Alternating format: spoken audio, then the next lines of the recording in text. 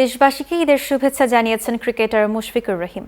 আজ বগুড়ার মাটিডালি ঈদগাহ ময়দানে ঈদের নামাজ আদায় করেন তিনি।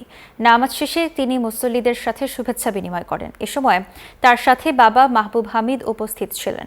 দেশবাসীকে ঈদের শুভেচ্ছা জানিয়ে মুশফিক বলেন, সবাই যেন পরিবারের সাথে ঈদ উদযাপনের পাশাপাশি গরিব অসহায়দের সাথে আনন্দের ভাগাভাগি করে নেন।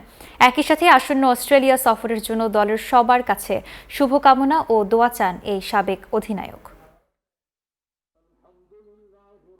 আমার অত্র এলাকাবাসী এবং দেশবাসী সবাইকে ঈদুল আজহার আন্তরিক শুভেচ্ছা অভিনন্দন জানাচ্ছি। সুস্থভাবে এবং সাবধানতা অবলম্বন করে ঈদ করবেন এবং পাড়া প্রতিবেশী যারা গরিব অসহায় মানুষ আছে সবাইকে নিয়ে কোরবানি ঈদ আনন্দ ভাগাভাগি করে নেবেন। ছেলের সঙ্গে ঈদ করাতে এমনিতেই খুব আনন্দের, পাওয়াই যায় না, একমাত্র ঈদ ছাড়া তো আমরা পাই না।